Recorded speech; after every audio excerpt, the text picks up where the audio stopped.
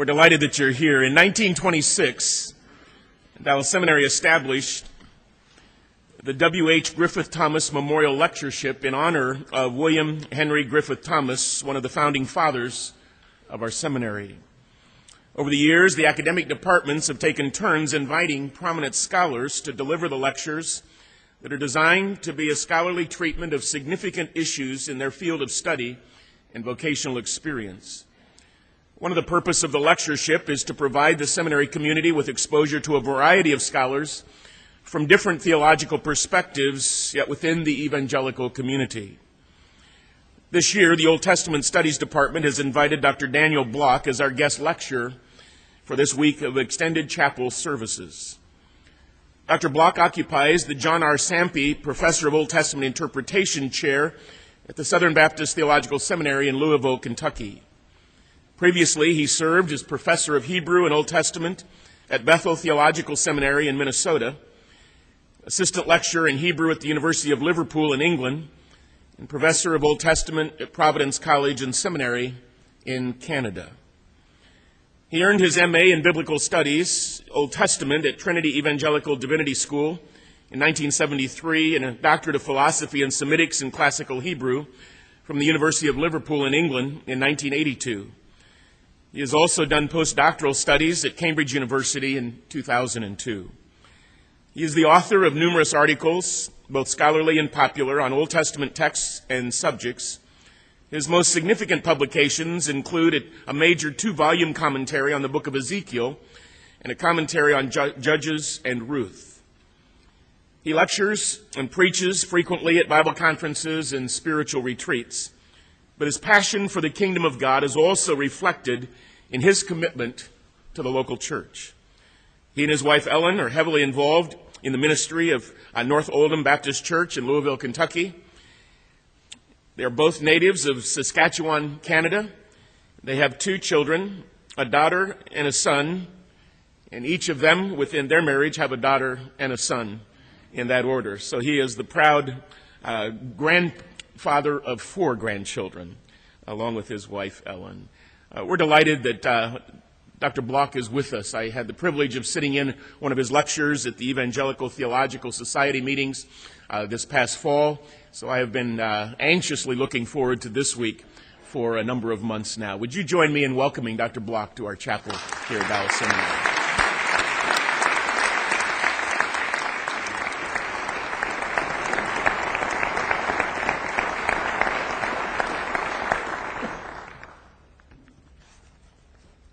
It is a joy to greet you this morning in the name of the Lord, whom we are honored to serve. Mr. President, esteemed faculty, staff, and students, I consider it an extraordinary privilege to have been invited to deliver the Griffith Thomas Lectures here in 2004. The influence of Griffith Thomas in my life may be indirect, but it is nonetheless very real. Who knows, but if it hadn't been for Dr. Thomas, I probably wouldn't be here. I say this on 2 counts. First, I was raised in the Mennonite Brethren faith in rural Saskatchewan, a region that was heavily influenced by the thorough biblical instruction and clearly defined theological perspectives represented by Dallas Theological Seminary, which Dr. Thomas had a hand in founding. And secondly, and probably more directly, when my father, an immigrant from Russia to Canada in 1926, made the switch from preaching in German to preaching in English in the 1950s, among his most treasured writings were the works of Griffith Thomas on the one hand, and the writings of this venerable faculty from this institution on the other. My father would be extremely delighted if he were alive and could witness in person my presence on your campus. You have no idea how deeply honored I am to stand before you this morning. I propose in the next 4 chapel services to deal with 4 small sections of the book of Deuteronomy that have become very precious to me. I really am somewhat hesitant to do this here, inasmuch as my good friend Eugene Merrill has written such a superb commentary on the book. Who can add anything to what he has written? On the other hand, inasmuch as Moses' words have been ringing in my ears for the last 2 or 3 years as I have been working my way through this book, it seemed appropriate for me to take this opportunity to share with you some of the insights that God in His unspeakable mercy has granted me, and to seek your counsel on matters of interpretation where I am either wrong or in need of further refinement. In the coming lectures, I propose to explore 4 areas of Mosaic teaching that may help us not only to understand Israelite faith in a bygone era, but also to assist us in our own understanding of these issues for today. I propose to deal with, as God wills, the grace of Torah this morning, the Mosaic prescription for life, the joy of worship, the Mosaic invitation to the presence of God tomorrow, the burden of leadership, the Mosaic paradigm of kingship on Thursday, and then the privilege of calling, the Mosaic plan for missions on Friday. We begin this morning then with the grace of Torah. I would like to begin by drawing your attention to a question, a very important question that is asked in Deuteronomy chapter 6, verse 20. When your son asks you in time to come, saying, "What do the statutes and the ordinances and the judgments which the Lord our God commanded you mean?" What is the meaning of this? Now, the form in which Moses cast the question and the answer arise out of the everyday experience of parents trying to raise your children. Now, I'm sure some of you who are parents, you've had the kind of experience we had in our house when our son was in the early years of his high school experience. We were having a very animated supper conversation, and suddenly he just blurted out, "Why do we have to live in such a prehistoric family?" Now, the tone was less than commendable, but on the other hand, I took that to be a compliment. He was recognizing that there's something about our household that was counterculture, and he was asking for an explanation.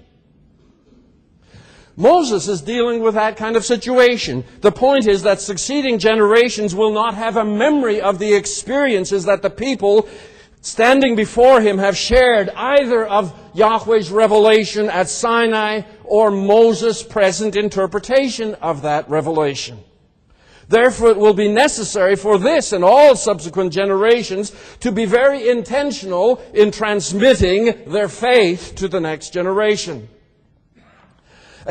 As in every social context and every age, the children will watch the way their parents live, and especially when faced with a challenge of competing cultures, they will be curious about the nature and rationale behind their own traditions.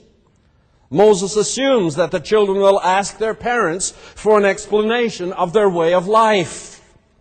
The specific question he anticipates here concerns the covenant stipulations, ha'edoth, the ordinances, hachukim, and the regulations, hamishpatim, that Yahweh has commanded Israel to observe. These 3 expressions function as shorthand for the totality of the will of God as it had been revealed primarily at Horeb and then to a lesser degree en route to the Promised Land. The question assumes a package, all the moral, ceremonial, and civil regulations that God has prescribed. As illustrated so impressively in Leviticus 19, there is to be no division of life into the sacred and the ordinary. When children observe how their parents conduct their private and family lives, how they carry on their social and economic relations, and how they worship, then they will inquire concerning the meaning of it all. Of course, what the children's question calls for is not a detailed exposition of each of the 613 laws in the Pentateuch, but an explanation of the significance of the whole package. In short, why is it that our lives are governed by this curious set of principles? What is the significance of this set of laws? Now, if we were to ask that question of you this morning, or of our other evangelicals in America in this day, we would come up with several different answers. There are some of us who would say, when I read the laws in the Old Testament, I shake my head with bewilderment and wonder seriously whether there is any point at all. When you read something like, whatever parts the hoof and is cloven-footed and chews the cud among the animals you may eat. Nevertheless, among those that chew the cud or part the hoof, you shall not eat these. The camel, because it chews the cud but doesn't part the hoof, is unclean. The rock badger, because it chews the cud but doesn't part the hoof, is unclean. And the hare, because it chews the cud but does not part the hoof, is unclean. Isn't that glorious? That'll warm your heart. Now, if you're not bewildered by these kinds of laws, we may actually feel sorry for the Israelites. What a burden! Surely many must have looked on the nations all around and wished, I were not saddled with this business. Well, some of us might have that interest. Others of us might look at these laws in a more objective way and see in them a very interesting window into the society of ancient Israel. Those who are familiar with the ancient Near Eastern legal world would, of the second millennium BC, might even conclude that these laws represent a significant advance, for instance, over the law code of Hammurabi. And so we do these sociological and legal analyses. However, my suspicion is that many of us wouldn't have answered the question either of these ways. In our day, in contemporary Western evangelicalism, many would probably have answered the question something like, well, do you know what the significance of the law was for Israel? For Israel, the law was a way of salvation.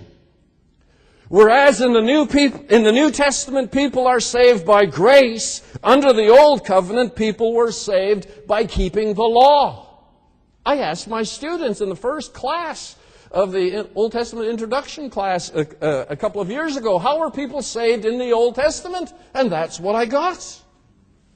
The only trouble with this view is that it flies in the face of Paul's explicit statements that even in the Old Testament, people like Abraham were justified by faith rather than through obedience to the law. In fact, some of us go to the other extreme. We view the law not as a way of salvation, but as the way of death. And we quote Paul to buttress our position, for does he not say that the law brings about wrath? We have now been released from the law, having died to that to which we are bound. As many as of the works of the law are under a curse, and the law is not of faith, and Christ has redeemed us from the curse of the law. These verses seem to offer a rather clear answer to the question that Moses raised. The significance of the law lies in its power to bind those who are under the law, to subject them to the curse and the wrath of God, and to demonstrate their desperate need of a Savior. Now, while on the surface, this seems to be the way the New Testament perceives the law, it raises serious questions concerning both the justice and the mercy of God.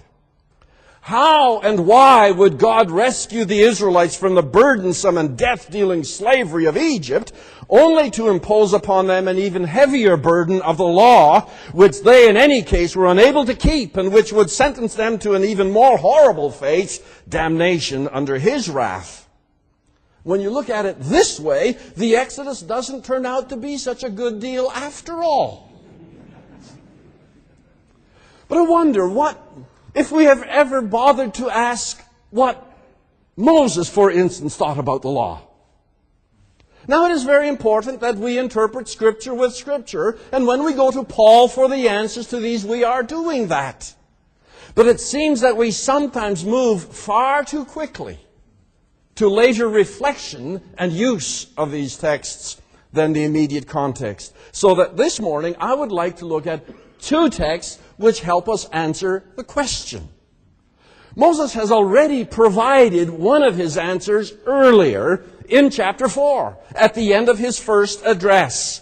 to his people gathered on the plains of Moab. In chapter 4, verse 1 to 8, and I wish we had time to deal with all of this in detail, but here he is reflecting on the significance of the law. We'll pick it up for the sake of time at verse 5, noting that in the earlier verses he has already told us that the Torah that he is teaching is normative and canonical by definition. You shall not remove anything from it nor add anything to it. If that isn't a statement of canonicity, I don't know what is.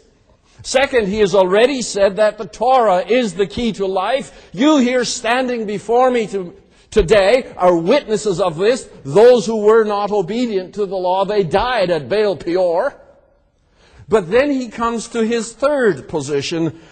The knowledge of the Torah that he is teaching is the highest privilege imaginable. Look at verses 6 to 8 of chapter 4. See, I've taught you statutes and judgments just as the Lord my God commanded me that you should do thus in the land where you're entering to possess. So keep them and do them, for that is your wisdom and your understanding in the sight of the peoples who will hear all these statutes and say, wow! What a great nation! How wise and understanding this people! For what great nation is there that has a God so near to it as the Lord our God whenever we call upon Him? Or what great nation is there that has statutes and judgments as righteous as this whole Torah that I am setting before you today? Now, in these verses, Moses puts himself in the shoes of the nations around Israel, who will observe how they live and draw some rather remarkable conclusions. Conclusions that catch many a modern reader by surprise. Now, the chances are rather good that if some of us had written verses 6 and 7, we would have written something like this. Look then, you must keep the commandments and do them, for that is your duty and your obligation in the sight of the peoples, who, when they hear all these statutes, will say, surely this is an unfortunate nation. It is a sorrowful and burdened people. Of course, that's how many of us view what the Israelites were under. Now, if the present context doesn't help us appreciate what Moses is saying, perhaps we should actually ask the nations about whom he's talking. What do you say about this? Well, to help us understand the perspective of the nations on the Torah that the Israelites have received, let me draw your attention to a prayer written in Sumerian. I don't read Sumerian, but we do have access to a translation. Probably dating back to the 2nd millennium, but preserved in the library of Ashurbanipal. The text is very repetitious. I wish I had time to read the whole thing so that we would get the rhetorical point. So I will abbreviate some of it. It's called A Prayer to Every God. Now, as I read this, you need to know that this is how the rest of the world is thinking about these matters. May the fury of the Lord's heart be quieted toward me. May the God who is not known be quieted toward me. May the goddess who is not known be quieted toward me. May the goddess whom I know or do not know be quieted toward me. May the goddess who has become angry with me be quieted toward me. In ignorance I have eaten the forbidden of my God. In ignorance I have set foot on that prohibited by my goddess. O Lord, my transgressions are many. Great are my sins. O my God, my transgressions are great.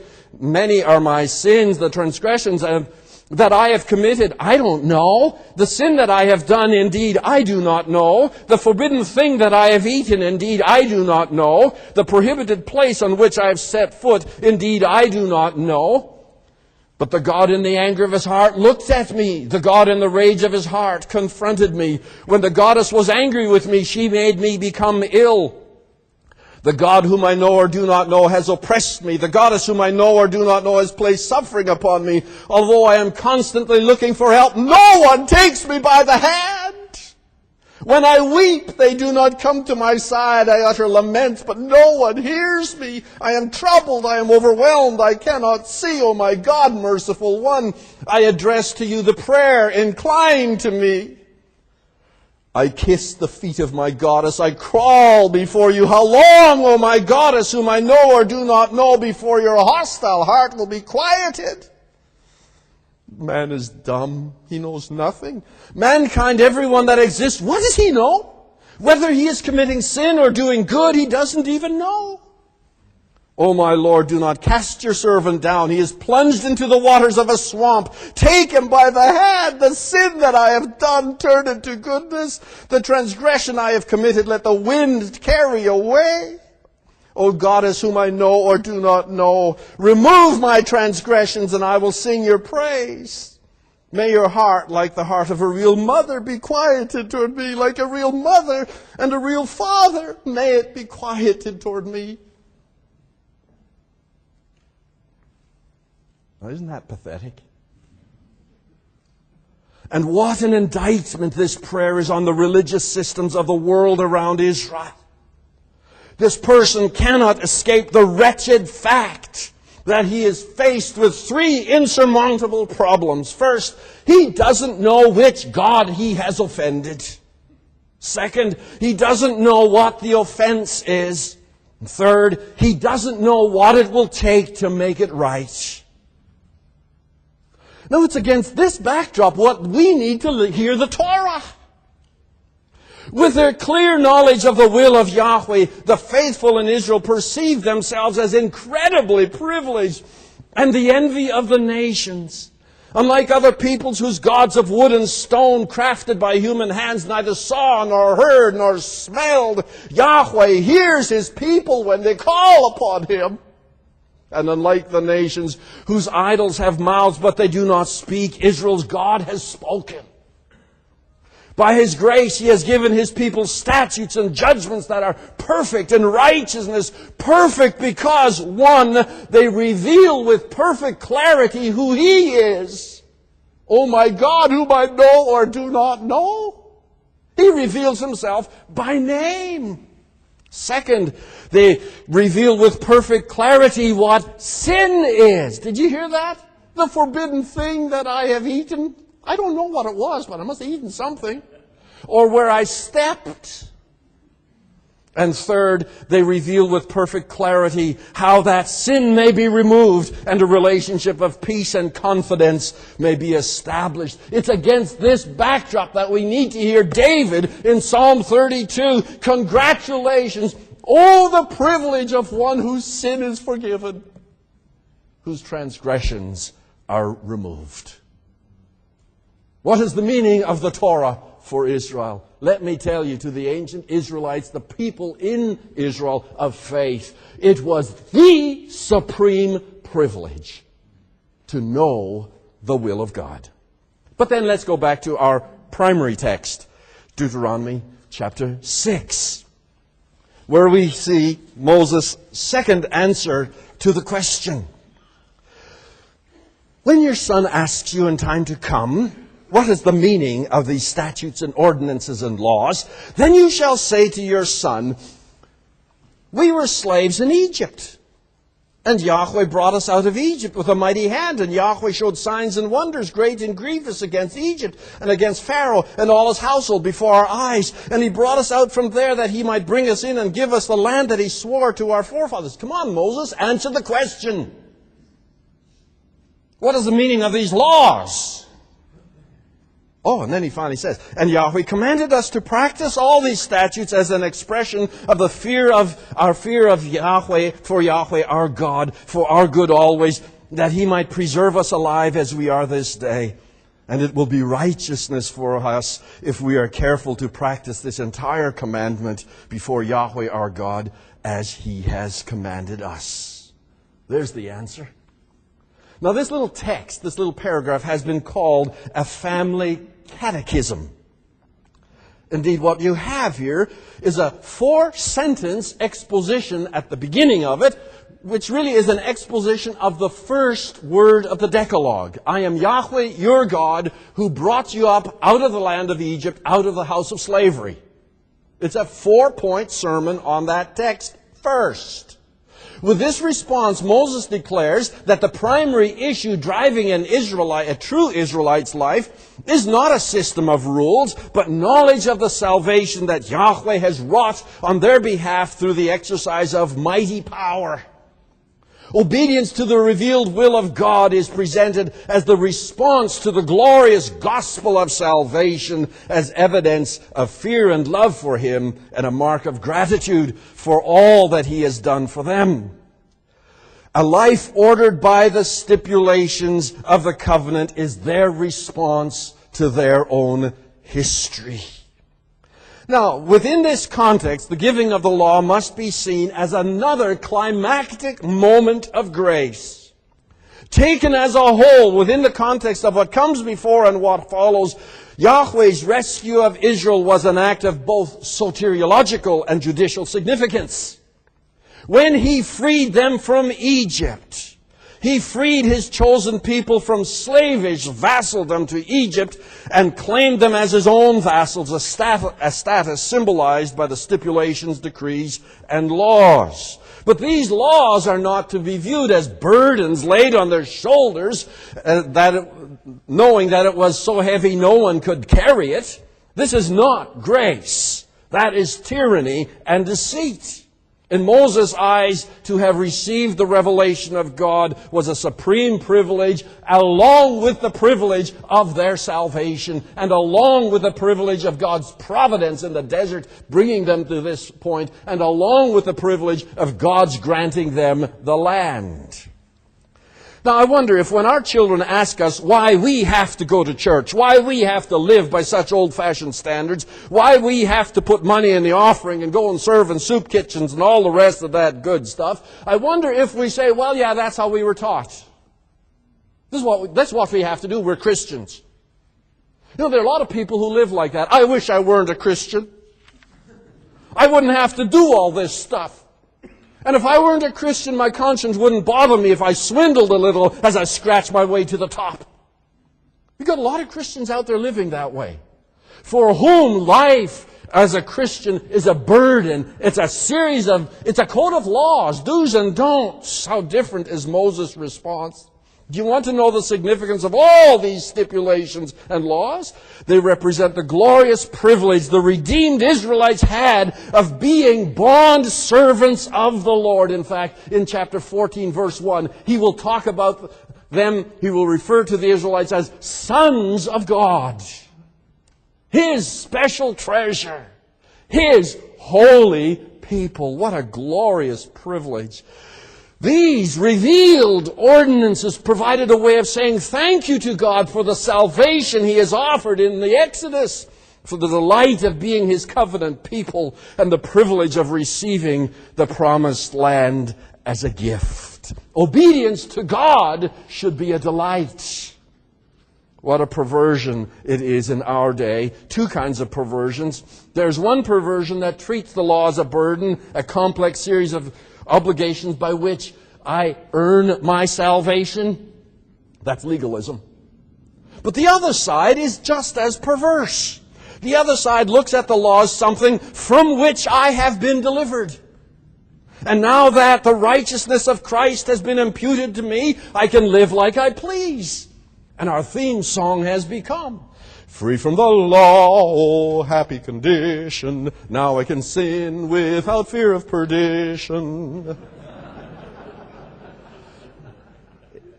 Hey, we've got a lot of people out there like that. I lived in a Lutheran community for a while. And you couldn't tell church people from non-church people, because it had no implication for life. But Moses isn't finished yet. Look at verses 24 to 25. Here he finally gets around to answering the child's question. What then is the significance of the stipulations and the laws and the rules that Yahweh has commanded us? His answer consists of 4 significant declarations, and we could go till about 2 o'clock on this. First, Moses declares that Yahweh has given Israel the law as a visible means of demonstrating her fear for Him. Do you see this? Yahweh commanded us to practice all these statutes as an expression of fear. Now that's good news. Because the Israelites are told right off the bat, do you want to know what pleases God? It is the ultimate grace to know how to express true fear and faith. Second, Moses declares that Yahweh gave Israel the Torah for her own good. Not to be a burden or a noose around their necks, but an incredible benefit. And he spends a lot of time in the book of Deuteronomy telling us what that means. And in this context, it is the good life in the land that God is giving them graciously, as it is summarized in chapter 28, 1 to 14, and other places. For the Israelites, when they receive the law, it is not something that is received to put a ball and chain around their legs, but very liberating. Third, Moses declares that Yahweh gave Israel the Torah that she might live. Of course, in this case, obedience to the law should not be understood as a way of self-redemption, and to live should not be interpreted in a soteriological sense of salvation from sin and the enjoyment of eternal life with God. He is talking to people already redeemed. Did you see that? God did not come to the Israelites in Egypt and say, all right, as soon as you keep all these commandments, I'll get you out of here. No, He got them out first. And now He is telling them, He's reminding them, you want to live the full life to which God has called you here.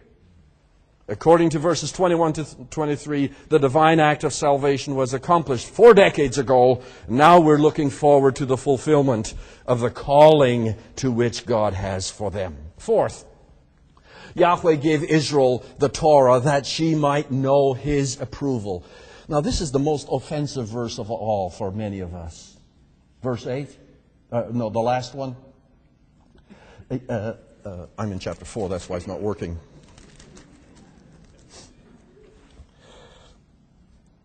Verse 25. It will be righteousness for us if we believe. Oh no, it doesn't say that. It assumes belief. As close as you get in the Old Testament to the word for faith is probably fear. You shall fear the Lord your God. He's already talked about that. But it will be righteous for us if we are careful to observe all this commandment before the Lord our God. What in the world are we talking about here? It's interesting to see how Deuteronomy, Moses uses the word righteous and righteousness in the book. In the book of Deuteronomy, righteousness has to do with the objective standards of faith and conduct as determined by God and outlined in the covenant stipulations. Our text notes that when a member of the covenant community conscientiously obeys the whole commandment, the Lord will accept it as evidence of righteousness. Isn't that beautiful? This statement is among the most fundamental in the Old Testament for understanding the relationship between human works and human righteousness. Of course, this again is not soteriological works. It is the works of the saint, the works of sanctification. Moses' point here is that the Israelites will demonstrate their loyalty to Yahweh by adherence to the supreme commandment and by concrete acts of obedience to the detailed injunctions. When these arise out of genuine fear and faith, Yahweh accepts them as proof of righteousness and responds with blessing and life. And conversely, it may be assumed that in the absence of obedience, faith is lacking, and the covenant relationship rejected. That covenant, that rejection to which Yahweh then responds with a curse of death. But our time is about gone, and we need simply to make some concluding reflections on so what. What is there here for me? First of all, this text reminds us how extremely important it is for us to pass on our tradition to our children. But it also reminds us how extremely important it is to pass on more than the tradition, but the foundation of the tradition, which is the unmerited favor and grace of God. Secondly, this passage teaches clearly the relationship between law and grace within the divine plan of salvation and sanctification. The Scriptures are consistent in asserting that no one may perform works of righteousness sufficient to merit the saving favor of God. In the words of Isaiah, all of us have become like one who is unclean, and all our righteous acts are like filthy rags. We all shrivel like a leaf. And in the New Testament, Paul will write, all have sinned and fall short of the glory of God, and the best that we can do is garbage when we're talking salvation.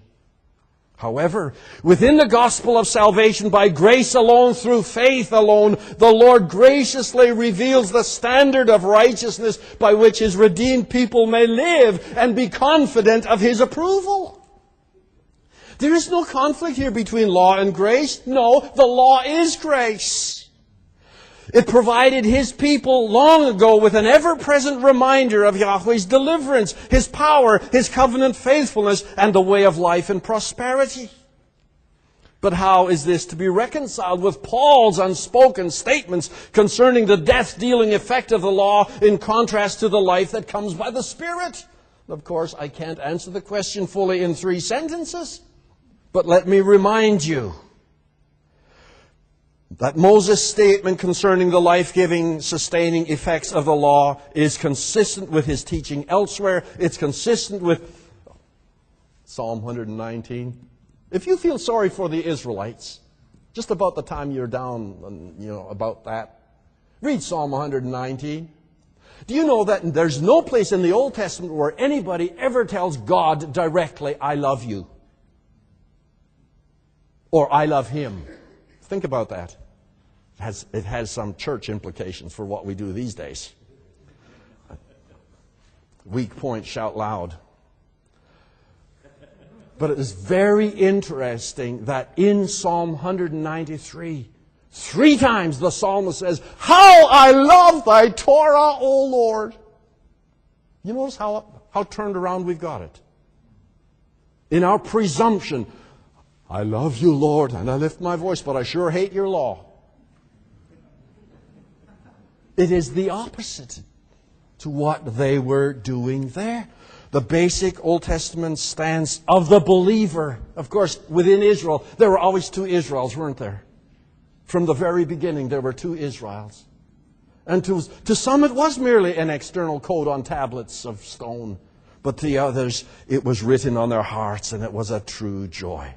The second point to be made about Paul is that he is writing occasional letters, addressing people who are abusing the law, who are not reading Moses, but abusing Moses. In Romans and Galatians, Paul is responding to those who insist that salvation comes by the works of the law as represented by circumcision. To those who represent this view, he replies that if one looks to the law as a way of salvation, it's a killer. It will lead to death. And the noose gets tighter and tighter. But if one looks to the law as a guide for those already saved, guess what? It yields life. On this matter, Paul and Moses are in perfect agreement. In fact, Paul himself says, it is not the hearers of the law who are righteous before God, but the doers of the law who will be justified. Both testaments attest to the same paradigm, which has 3 points. 1, Yahweh's gracious, unmerited, saving actions yield the fruit of a redeemed people. 2, a redeemed people yields the fruit of righteous deeds. 3, righteous deeds yield the fruit of divine blessing. Maybe herein lies the relevance of this text for us. May the Lord give us a sense of gratitude for His salvation. And may He give us a new sense of gratitude for His revelation of His will. May the Lord deliver us from viewing His call for general and specific obedience as a burden. May He fill our hearts and heads with joy and gratitude so that in response to His glorious salvation, we will say with a psalmist and with Jesus, how I delight to do your will, O God. And then, perhaps, when our children ask us in days to come, what is the meaning of these ordinances, we will be able to say, we were slaves to sin, but the Lord brought us out of the kingdom of darkness and death with a mighty hand. Moreover, the Lord showed great and distressing signs before the prince of the powers of this world and all his followers. He brought us out from there in order to bring us into the eternal and imperishable inheritance